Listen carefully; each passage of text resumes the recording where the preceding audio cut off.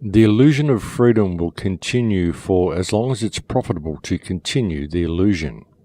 But at the point where the illusion becomes too expensive to maintain, they will take down the scenery, move the tables and chairs out of the way, then they will pull back the curtains and you will see the brick wall at the back of the theatre. And this week's opening quote comes from Frank Zappa. Welcome to Surviving the Matrix, ladies and gentlemen. My name is Maxwell Egan. It's a pleasure to be with you once again, and I'll be your host for the next hour. What is this reality? What exactly is it? What is this physical matrix that we inhabit? There's been all sorts of speculation as to what it is, this construct, where we live, what the meaning of life is, what consciousness is all about. And really, what do we know about reality at all? You know, I've often speculated that it's an energetic universe, an electrical universe. I strongly support that theory. I think it makes far more sense than most other theories that I've looked at. But really, what does all that come down to as well? What would it mean to live in an energetic universe, and what is energy? It's also very interesting looking at the concept of the electrical energetic universe and understanding how the 5G system that they are rolling out also fits into this. You know, understanding that you're an energy being, you're an electrical being. Everything you experience is controlled by electrical impulse. Every feeling, every emotion, every thought, all of it is electrical energy running through your body. And you think of the concept of this being an electrical universe, and the concept that energy is the base foundation of everything, then you start to see the dangers of what's being rolled out. But really, there's a deeper way of looking at this as well. And I may go off on a few tangents at the start of the show here, but just bear with me. I'm leading somewhere with all this. Well, I think I am anyway. But the concept, folks, that it's an energetic universe is an extremely interesting concept. And it's a concept that stands as being a much sounder idea than virtually any other concept that we can look at when one really examines the nature of physicality. It all seems to be based on the fact that we live in an energetic electrical universe. But as I said, what would that even mean? What would it mean to live in an energetic, electrical-based reality? Well, really, when you look at energy, energy is information. People may say, well, no, information is energy. You know, which came first? Was it the chicken or the egg? It's kind of that type of a situation. But really, what we know about reality, what we know about this place we inhabit, even what we know about ourselves, is given to us by external sources. People may say, well, what we know about ourselves comes from our DNA, but what is DNA? DNA may well be a strand of energy, but what does the DNA contain? It contains information. So does the energy contain that information, or does the information contain the energy? But ultimately, that's all we know about ourselves comes from the information that we look at. And the same can be said for external sources about the external world, the matrix that we live in. Everything we know is all based on the information that we get, the information that we have, the information that comes to us through our five senses, and the information that we are given by external sources. But have you ever got the feeling that everything is fake, that it's just one big puppet show, one big theatre show, and that everything we're being fed is misinformation? And that might sound like a pretty big step to take and a pretty quantum leap to take from any sort of a standing point, but just having philosophical thoughts on the nature of time and the nature of what this experience really is, one must sometimes question, how much do we really know, and how much do we really think we know about what we think we know? I mean, a wise man once said, true wisdom is knowing how much you don't know. And it's very much like that, folks. I mean, what is this reality? And what is this world that we live in? What is this system that controls us? I mean, let's face it, virtually everything we're told by this system is a lie. one just has to question how deep the lie goes and how deep the rabbit hole actually is. You know, virtually everything we're fed by this system is false information, ladies and gentlemen. It really is. Everything we're taught by our education system is wrong. Well, most of it anyway, except for the most basic things. Most of the news that we're given by the mainstream media is completely fake and contrived. Most of what we're told about the global situation is simply not the way things are at all. A great deal of the science we are presented is based on conjecture and outright fallacy. A lot of the history that we're fed has been manufactured and constructed. Almost every explanation we're given for reality, what this reality is, what this earth is, what our position in the universe is based on speculation and conjecture. And you get to a point where you realize that nobody really knows much about what's going on at all. In fact, all we really have is a whole bunch of opinions, and it's whose ever opinion gets to the top of the pile and gets supported by the most somehow seems to become fact for everybody else. And at that point, all questions are squashed, and we move forward with our new understanding. It's like these things somehow, once they become a belief system, they obtain an almost religious type of perspective in people's minds. This can be clearly seen with science, which has almost religious overtones with people, as does the education system, as does the money system, as does a belief in vaccinations. And even though things such as fitness and health are very good for you, an extreme fixation on fitness or veganism or maintaining a paleo diet or a rigorous health regime, worrying about what food you eat to the point that it's ruining your life in other ways. All of these things take on almost religious aspects in people's minds once they become belief systems. This has also been very clearly demonstrated with the recent rise of the flat earth, which has taken on religious overtones as well. And the same can be said for the other side with those who believe in NASA and the rubbish that they feed the people. This again takes on an almost religious control over people's minds. But science is really quite amazing when you look at the contradictory nature of science itself in its basic structure. Although it's really got to be admitted that science does take these belief systems to a whole new level with Newtonian physics, which is based on speculation and conjecture. I mean, we're told by physics that everything is made of atoms, and yet science cannot explain to us what an atom actually is. And yet nobody questions that. They just take it as a given that what science is telling them is true and that physics works. And yet they somehow accept the fact that the basic foundation stone of physics is as yet completely unknown and completely unexplained. So it really is quite remarkable how we are just expected to blindly believe everything. We're just given an explanation and we're told that's the way it is, and people just don't question it. Or if they do question it, they get accused of being a conspiracy theorist or whatever. And it's the same in all fields, folks. It doesn't matter whether you're talking about science or religion or politics or the media. We're just expected to blindly believe what we're told. But when you look at things, folks, and you get out and travel and you look at the world a little bit and you meet people, you realize that virtually everything that we're told is fake. I mean, certainly everything that the media tells us is fake.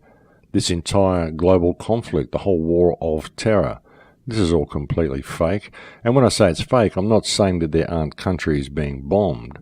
It's just that they're being bombed under false pretenses for the wrong reasons. We've got the West and Israel and its allies going into these places and just bombing them to oblivion and telling the West that it's to protect the world from terrorism, but it's really not. It's all creating terrorism. Everything is backwards, folks. That's the problem, and nothing that we're told is true. This goes a long way to helping people misjudge the Israeli-Palestinian conflict as well. I mean, people look at that and they say, oh, there is no conflict, it's all theatre and it's just contrived to get funding for Israel. And that's true to a certain degree. I mean, Hamas is run by Israel, Fatah is run by Israel, the whole thing is being run by Israel, but there are Palestinians that are locked in Palestine and locked in Gaza that are suffering as a result of this. There is no real war of Palestine against Israel. Of course there isn't, because you need two armies to have a war, and Palestine doesn't have an army. What you've got is a whole bunch of oppressed people locked in an open-air prison or an open-air concentration camp being used as a mechanism to garner support for the rogue state of Israel. That's what's going on there. It's not what you think it is, but there are people suffering as a result. The same as what's happening in Syria. It's not what you think it is, but there are people suffering as a result, and the same as what's going on in Yemen. There is no big uprising and war against Saudi Arabia coming from Yemen. It's simply Saudi Arabia going in there and decimating a lot of people to gain control of the country under false pretenses. But certainly everything that we're told is theatre, folks, and virtually all of it is fake. I mean, sometimes you think there might be someone come into some sort of a position that may change things. A lot of people hope Donald Trump would do this. I mean, here he comes, this guy who's a billionaire from outside the system, or so it seems. You kind of question how he got to be a billionaire if he's outside the system, but anyway, here comes a guy who's in a position to make a change. But does anything happen? No, of course nothing happens. And even what we see as a result of Trump coming in, we see all these reports about all these pedophiles being arrested, 70,000 pedophiles being arrested or something like that. Now, of course, this has happened as a result of Pizzagate, the big outcry about the global pedophile ring. So these reports come out about all of these pedophiles being arrested, but we only hear them in the independent media from certain sources in the independent media. We don't hear anything about it on the mainstream. And the question is, who can actually confirm any of this? I mean, 70,000 pedophiles arrested, that's a lot of people to be arrested. Does anybody out there actually know someone who knows one of these people? Who are they? I mean, did this really happen? Is it just a carrot being fed to the independent media to keep them distracted? As so many things are that are fed to the people, folks, it's all just theatre to keep the masses distracted. All of this posturing, World War III, and all the threats that we're facing from North Korea and Russia and all of this sort of stuff, how much of this is theatre for the masses as well, folks? Is there really any threat coming from any of these people? This whole migrant influx into Europe, we all know that these were mostly not Syrian refugees. Sure, there's a lot of refugees that need a home, but the people that were going into Europe were not Syrian refugees. These were just migrants being pushed in there as part of the Kalergi plan to undermine the populations of Europe via mass migration. See, nothing is what we're told it is. And it gets to the point where you realize that virtually everything that we're told is fake. And it's really easy to convince people that almost anything is true. It really is. All you need is the ability to make a movie, and you can do it. I mean, look at the damage television has done to people over the last 50 or 60 years. And now you've got YouTube, where anybody can make a video about anything. And as soon as they put it up there in video format and put it out there in the written word, then people just take it on as undisputed fact because they saw it on TV, or they saw it on their screen, or they read it in a book. But how much of it is true? How much of what we're told about anything is true? How much of our history is true? How much of our achievements of science is true? Look at the moon landing, for example. I mean, who honestly believes they landed on the moon in 1969 in that little tin can lunar module that they sent up there, that supposedly was able to take off again and then dock with the command module, travelling at some ridiculously fast speed as it was orbiting the moon? I mean, all of this stuff is completely ridiculous, folks. You couldn't even fit two people in that lunar module. But of course, we all believed it back in 1969 when we saw it on our black and white TVs. I was about 8 years old when the moon landing apparently happened, and we were all very excited. We got the day off school to watch it, and we sat there and watched it all day, and it was terribly exciting. Looking back on it now, though, of course, you can tell that it never really actually happened. There's no way they sent that crappy piece of tin out into space and had it withstand the pressures of space. And the whole thing was most likely done in a Hollywood film set by someone like Stanley Kubrick. I mean, even looking at that lunar module, it looks like it's made out of aluminium piping, pieces of an old air conditioning unit, and tinfoil. Bear in mind that recently NASA also announced that they had yet to find a way to get a man through the Van Allen belts and counter the radiation of the Van Allen belts. So how on earth did they get to the moon if they still can't get through the Van Allen belts. Another interesting thing is, with the Chernobyl disaster, someone suggested they use spacesuits to go in to check Chernobyl, and NASA announced that the spacesuits do not deflect radiation. So again, how did they send anyone to the moon wearing these spacesuits through the Van Allen belts if these things do not deflect radiation? So they've kind of recently exposed the fact that they never went to the moon via the interviews that they've done themselves, ladies and gentlemen. I mean, have you ever wondered why Hollywood has never made a feature-length motion picture about the moon landing, or even a decent documentary about the moon landing? And think about it. Hollywood has made a feature-length film about pretty well every big achievement the United States has ever made, about achievements that other countries have made, and yet supposedly one of the biggest achievements of mankind was the fact that we landed on the moon in 1969. Why has there never been a Hollywood movie depicting this groundbreaking event when it happened, this historical milestone?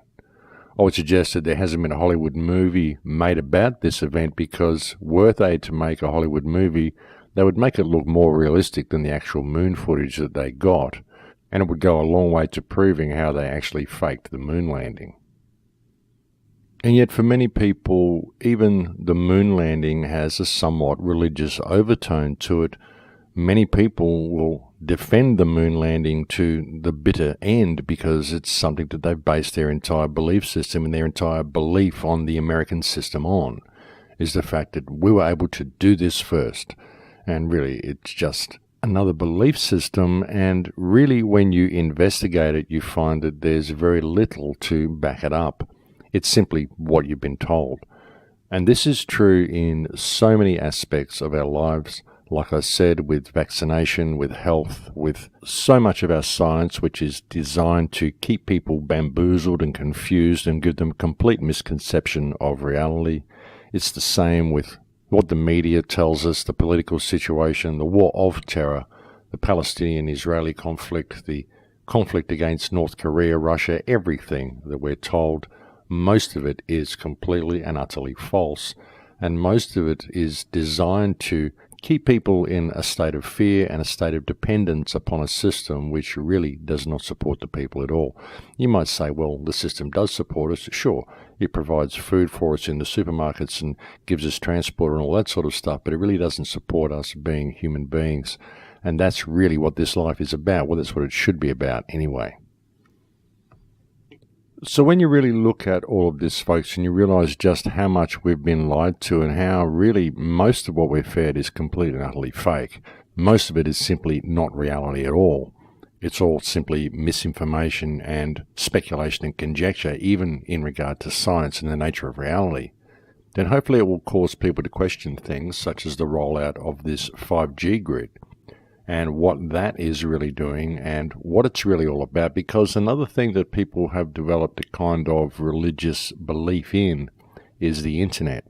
Even a religious belief in the knowledge of the internet, the knowledge of Google.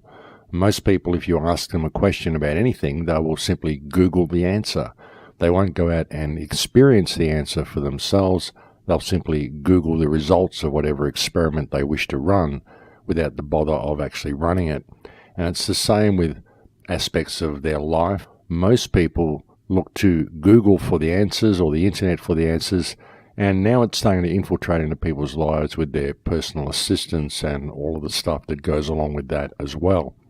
And what these personal assistants do is essentially remove us of our life skills along the way. That's what this smart grid is doing, folks. It's removing us of our life skills. But again, people have developed this almost religious belief in this system, this almost religious belief in the power of this digital system to fix their lives, and this almost religious belief in the power of the coming AI to improve things for the human condition, without human beings ever really comprehending the human condition for themselves. And that's really a huge problem. That people look for the answers to everything externally, and they don't look at that which is right before their eyes and that which lies within them. And again, getting back to that which lies within you, and even to how you perceive the external world. Ultimately, it all comes down to energy and understanding what energy is. And again, that comes back to the question, does the energy contain information, or does the information contain the energy? This whole reality that we experience is based on information that comes to us, the information that makes us who we are, and the information that comes to us through our five senses and by external means, which give us the interpretation that we have of reality. And when you understand that energy is information, you look at the airwaves, look at the wireless signals that are all around us. What does these wireless signals contain? They contain information in the form of energy, transmitting wirelessly through the air, different bandwidths that contain different digital codes, which are then broken down and reinterpreted, and we see them as images on our screen, and even possibly electrical charges, wireless electricity, and all of that sort of thing that comes with it. And if you think wireless electricity doesn't exist, well, what is a 5G microwave cannon? Really, that is the transmission of wireless electricity. Sure, you may not be able to plug a toaster into it, but if you stand in front of it, you're certainly going to feel that electrical energy.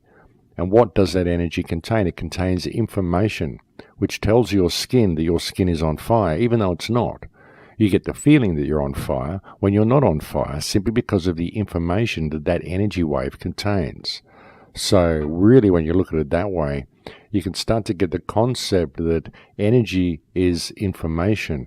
And when you begin to realize that you are indeed an energy being, and that everything you experience is based on the information that is traveling through your body and the information that comes to you from external sources, and you understand that the 5G carrier wave is able to penetrate you and penetrate everything with its own information and impart that information onto you, quite possibly, I can't see why it wouldn't, then you begin to see some of the dangers of this and how this could not only be used as a communication device, not only as a weapon system, but also as a device that could very much shape our reality and change our reality by changing our perception of reality, by introducing new energy flows into our system, i.e. new waves of information into our system. They've already done experiments where they've shown that they are able to replace the memories in mice while they sleep. They've already mentioned that they can do this with people as well. There was a science report that came out recently where they said replacing someone's memories may be as easy as them falling asleep. This was in a mainstream science report that I read on some news site not too long ago. So this is all coming out into the mainstream now, folks. So it's all about controlling information, because by controlling information, you control the human species. Controlling information controls what people perceive reality to be, what people perceive themselves to be. And by controlling the flow of energy through people's bodies, i.e. the flow of information through people's bodies, and exposing them to information that they may not be getting from normal sources, simply stuff that you can implant in there, you are able to completely reshape reality, and you're able to do it on a mass scale. If you can do the science studies and do the genetic studies and map the human DNA and all the things that they've been doing in order to gain a real understanding of the vast majority of people out there and figure out what a common denominator is, whereby you can reach all of these people with the same carrier wave, then it's very likely that you could replace the memories in a vast majority of the population all at one time, if not the entire population. And if you are able to replace the memories in a vast majority of the population, even 90% of the population, then those 10% that still remembered the world the way it was would be seen as mad. They would be seen as completely crazy. They would have memories that nobody else has, and they would be seen as outcasts. They would be seen as probably dangerous people that need to be locked up. That's the way our society is going. There's so much paranoia in our society as well. And again, this is brought about through controlling the flow of information. All of this fake war on terror and all the stuff that they're doing overseas, all the stuff that's designed to keep people in fear, to keep people in the state where they think they need the 5G grid just for their own personal protection. Of course, you needed to keep thieves away from your bank account and all of that sort of stuff, don't you? But the thieves only go to your bank account anyway because they're kept in a state of scarcity by this system. That's what the system is designed to do, to create a situation where cities are full of rampant crime because everyone's kept in a state of scarcity and measuring themselves up to fictitious social standards so that they think they're not as successful as they should be. Everything about this society is designed to create the entire situation that we're in, folks. All you've got to do is introduce a money system over the mind of man, a usurious-based monetary system, and this is what you get. But when you really look at it, you step back, you see it's all about controlling the flow of information. Even the usurious monetary system is about controlling the flow of information. All of it is about controlling the flow of information because information is energy, and energy is what makes up this reality. So when you can grasp these types of concepts, you can begin to step back and look at this whole 5G grid and this whole smart grid that they're bringing online and see that it's about the complete blanket control of all information that happens within the human experience. You know, once they get you immersed into this digital world and your digital extension is really what integrates and interacts with the rest of the world, then they've got control of all the information that comes to you, all the information that flows through you, all the information that you're involved in by looking at all the money and watching where all that goes, everything you're spending things on. What they're doing, folks, is removing you of any interaction with the real world and only allowing your digital extension of yourself to interact with the world. You know, if you want to interact with someone in a shop, you can't actually go and hand them money yourself. You've got to do it through the digital extension of yourself through the credit card. And they'd really like to get to a point where you just don't go to the shop at all. You just get it delivered to your home. Or if you do go to the shop, there's no shopkeeper. That way you can just walk in, pick up what you need and walk out. And it all just happens by matter of course, simply by you walking in and out of the supermarket. And if they can put enough fear in people's minds, then you won't even talk to any of the other shoppers. And that's the sort of a situation that they're heading us to, simply by controlling the flow of information. And that's really what this smart grid is all about, controlling the flow of information and making sure the human race is able to be controlled via the weaponization of the airwaves that comes with it. But I think we've reached break time here now, folks, so I'll leave it there for now. We're going to have a break. Thank you for joining me on the air today. It's always a pleasure to have your company, and we'll come back and get into this a little bit more after the break. Thanks for listening.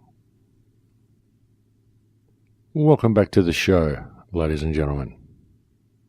So, if energy is information and if the 5G grid is seeking to control that information and control the information that we receive and possibly even the information in our bodies, then just how deep does it go? Just what else can they do with this? You know, recently I've been examining the concepts of time. Time is a very, very strange thing. It's something that's always fascinated me. What is time? Can things be repeated? Is time cyclic? Can what I do now affect what I did before? You know, our actions now can affect what happens in the future, but can our future actions affect what happens in the past? You know, as I sit here drinking a cup of tea, I can look at it and say, well, when I made the cup of tea 10 minutes ago, did I do so because I wanted to drink it now? Was that the intention that caused me to make the cup of tea? Or is it the act of drinking the cup of tea now which caused me to make the cup of tea back then, 10 minutes ago? Does my act of drinking the cup of tea affect what I did 10 minutes ago? You could say it does if you look at it abstractly enough, but if you bring that out a little bit more, does what I do now at 60 years old affect what I did when I was 6 years old? Am I able to affect what happened in the past by my actions now? And how deep does it go? What is time? Is time linear or is time cyclic? Are we caught in a time loop? Are we constantly repeating things? Is that what deja vu is all about? Is this one big holographic experiment that's being run somewhere? I really do ask this question quite a lot, folks. Are we part of a holographic experiment? Is this a holographic reality? Because if it's an energy-based reality and all energy is information, well, What is information? Information is code. Is this a computer code? Is this a computer-based holographic reality that we are creating and collectively projecting through time ourselves? Is what we are doing here in 2017 affecting what we did back in 1960? And if you want to abstract it even further, could it even be possible that time is in fact flowing in reverse?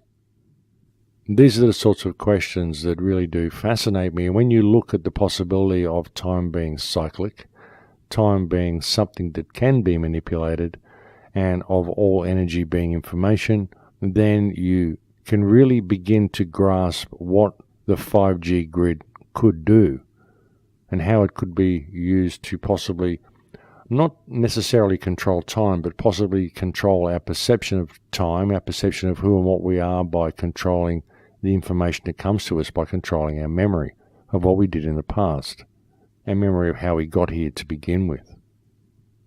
And look, I know these are really out there sort of concepts, and I'm just philosophizing here, just sort of throwing random thoughts around, and none of this is to be taken as fact, and none of it should be seen to negate the seriousness of the 5G grid that's being rolled out, but I just can't help but ask these questions. You know, I look at the technology that they've got and some of the experiments that they've been engaging in for the last 40 or 50 years, and I really have to ask how much they really know and where they're taking all this, you know, because one thing I'm certain of is how much we don't know out here in the general public. You know, we know certain things, certain information is leaked to us, and we can research and make up our minds about certain concepts. Some things we can sort of tick off beyond most shadow of reasonable doubt and say that, okay, this is a reality. But a lot of it is speculation. A lot of it we're left to guessing what the real technologies are and what the real possibilities of these technologies are. So sometimes it helps to ask these questions. But I look at all of this and I question what they are really leading to with all this, because even though it's a system that can be used to lock down and control mankind, there is a certain paranormal, if you will, or metaphysical aspects to this technology as well that I think should be considered. And when you consider the possibility of this technology being used to control our perception of time by controlling our memories or controlling the information that comes into our system, then it really does open up a Pandora's box. Because as I said, they've already shown that they can replace the memories in mice, and they've already commented how easy it is to replace the memories in people. So is this a method they can use to manipulate time? Or they could perhaps simply be working on a means to control and manipulate time itself. Perhaps this is what CERN is really all about. I mean, I really don't think it's just about smashing particles together. I really don't. I mean, I think that they know far more than what they're telling us about particles. Interesting thing about particles, they just invent particles to explain everything. Anytime they want to explain something, they invent a particle to make up that space. It's like dark matter. They can't explain 90% of the universe or 99% of the universe. So they say, well, it's made of dark matter. What is it? We don't know. It's dark. And that just explains it away nicely. And it's the same as when they're trying to explain atoms and they start smashing them together and creating smaller and smaller particles. Well, they just invent a new particle to explain something that can't be explained. Science is very good at doing this sort of thing, and again, the people usually buy into it because of the somewhat religious overtone that is attached to their view of the scientific community. People just accept what the scientists say because they're scientists. But again, you could look at CERN, you could look at the 5G grid and the possibilities of, once the grid is in place, or being able to put out a single carrier wave from a position such as CERN, which would go out and affect everybody within the reach of the 5G grid. But again, people in the general public generally don't look at CERN this way because they view CERN as simply being a particle accelerator, and they believe what the scientists tell them because of the religious perspective that they hold in their mind over the information that is presented to them by scientists.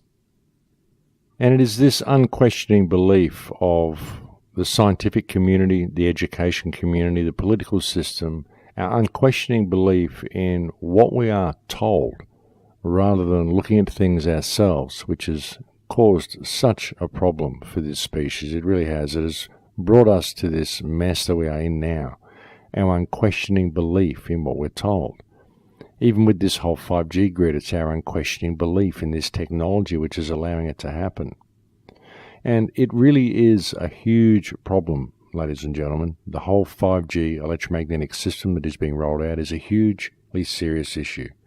And it's something that not many people are looking at, not many people are addressing, and those people that are looking at it simply don't have a means of addressing it. And it is something that is very, very difficult for us to combat because it is something that is just rolling out.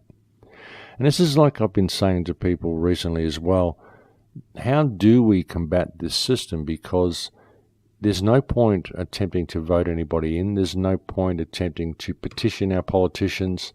There's no point even attempting to appeal to their better judgment, because there's so much money involved in rolling this system out. That is the carrot, that is the bait for everybody to do it. But the damage that it's going to do to us is absolutely phenomenal. The towns that they've had the 5G network put in now have shown huge radiation spikes in all of these towns. There was a very interesting report that was put out by someone a few days ago which showed this. Many towns in the United States where the 5G grid has come online have already shown huge problems, and it's just going to get worse as it goes online more and more, not only around the country but around the world. And really, folks, the only way we can combat this is to stop using the technology ourselves. I got quite a bit of criticism when I suggested that last week that people need to stop using the tech. They said, well, here's a guy using the technology himself to tell us to stop using the technology. And folks, what I'm talking about is mobile phones. What I'm talking about is the smart grid. What I'm talking about is credit cards. You know, if people were to simply stop using their credit cards and stop using their smartphones, this whole smart grid couldn't come online. They can do what they want to bring in smart cars and bring in all the other smart devices that they want to bring in, but if the cash is not digital, then they cannot control you. They cannot bring any of it online if the cash is not digital, because this whole system is economically based. Even if they want to manipulate you with all this electromagnetic radiation, you have to buy the devices. You have to buy into the grid yourself. Ultimately, that's the only way it can work, is if people just go along with it. And you might say, well, they're going to roll it out anyway, and, well, maybe they will roll it out. But what if nobody uses it? What if they just roll out all of these cashless supermarkets and nobody shops at them? What if they replace the ticketing on public transport and nobody uses it anymore because they can't use cash?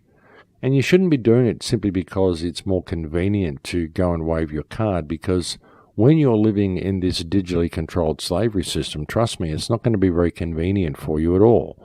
It's not going to be very convenient to have all of your wealth and all of your worldly value determined by an economic model and determined by digital credits, not even real wealth, but digital credits that exist in cyberspace that can be turned out with any blackout or any power grid failure.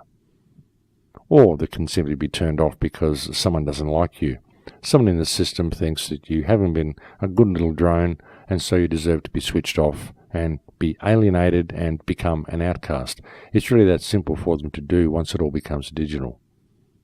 And not only that, folks, it's the weaponization of it, and it's the way it can be used to control almost every aspect of our lives, not only through the weaponization, not only through the spying and surveillance system that goes with it, but also through the very real possibility of putting information into your body and into your mind and into your head from an external source. And that is a real problem. It's a real issue, and it's something that people aren't looking at. And they're developing this on all sorts of levels, folks. I think I mentioned a couple of weeks ago they're working on smart contact lenses, which will put a medication into the eye of the patient. They're working on these to deliver a time dose of insulin for people, but you can ask what else can they put in there.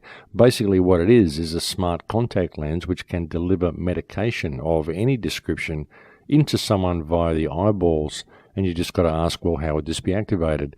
Of course, it would be possible to activate these types of things via the smart 5G grid as well.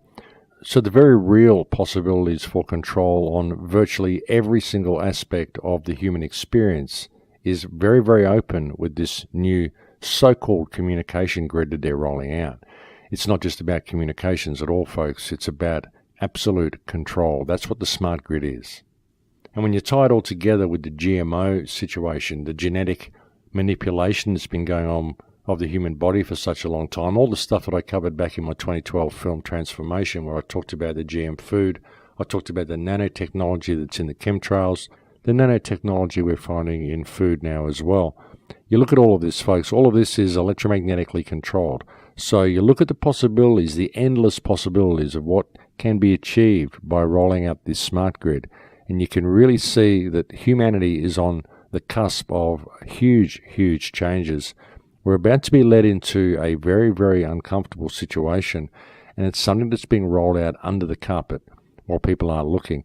As I said a couple of shows ago, this is why we're seeing so much chaos in the world right now. They're doing everything they can to keep people distracted and to play sides off against each other, just to keep people from looking at what is being rolled out underneath the carpet.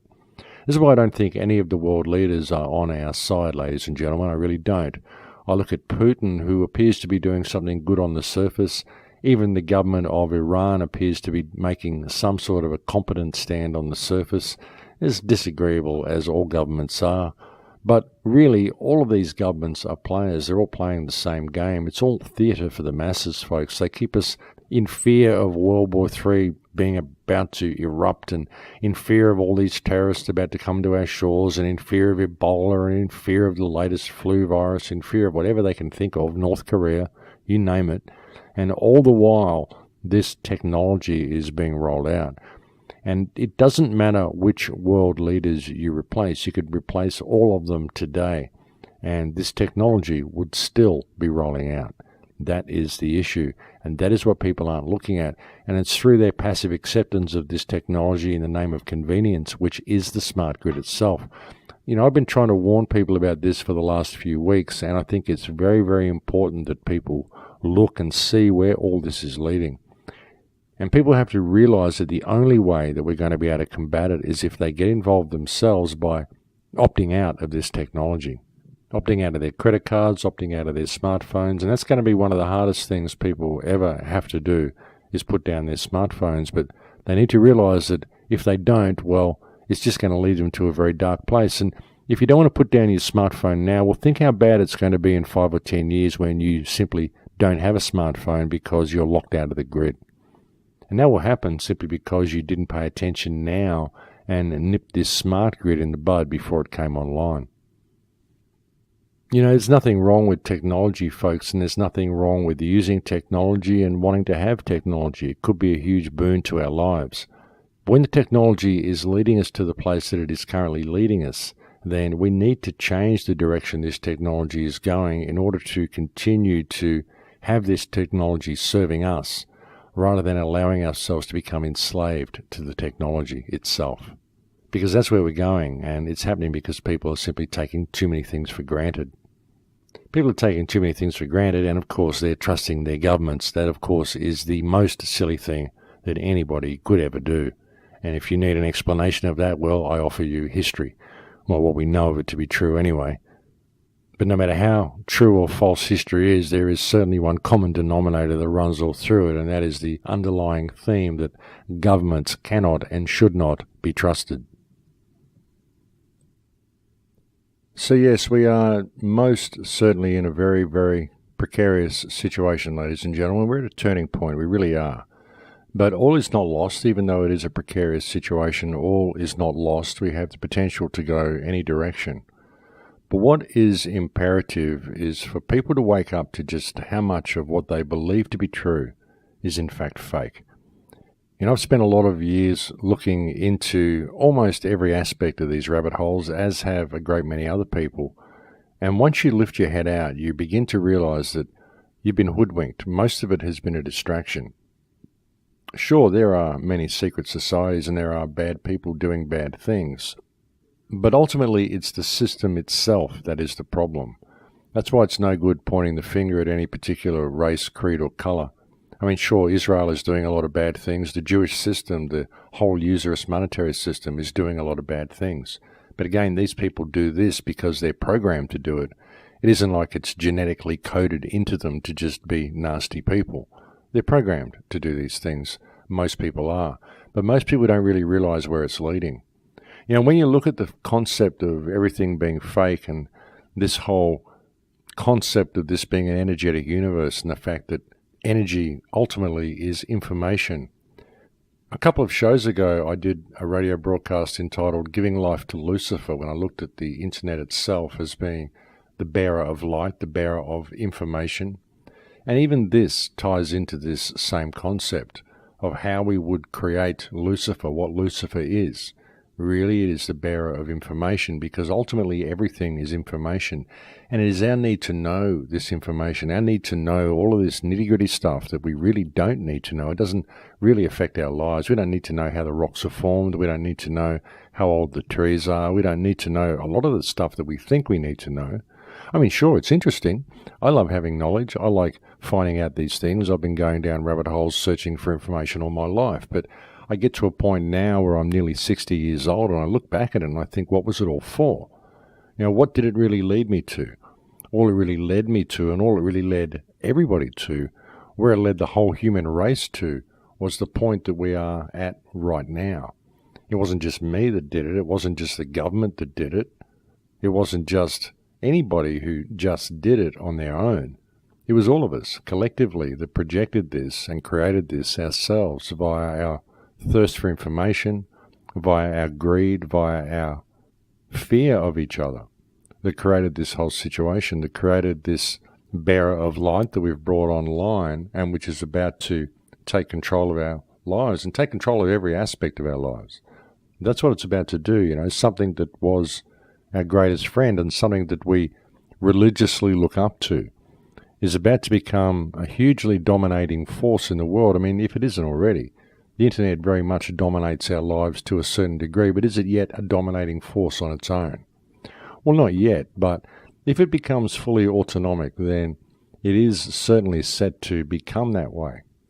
And if it becomes fully autonomic and it controls things such as the electromagnetic airwaves and the information that's put into those airwaves, if it is possible that this information can be used to manipulate the human nervous system, manipulate human consciousness, to stimulate or delete certain memories that people have, to replace memories that people have, to affect them on all sorts of metaphysical and psychological levels apart from the physical way it can affect us, then this needs to be taken into account. This is something that needs to be considered, because what sort of a Pandora's box are we opening up by allowing this type of grid to come online? And is this grid really coming online ultimately because of our refusal to admit what we are, our refusal to look at ourselves, really our ignorance of what we are? Sometimes it's willful ignorance, but sometimes it's programmed ignorance. Many people simply do not have the information they need to really understand themselves or comprehend what their own body is, comprehend what their own consciousness is.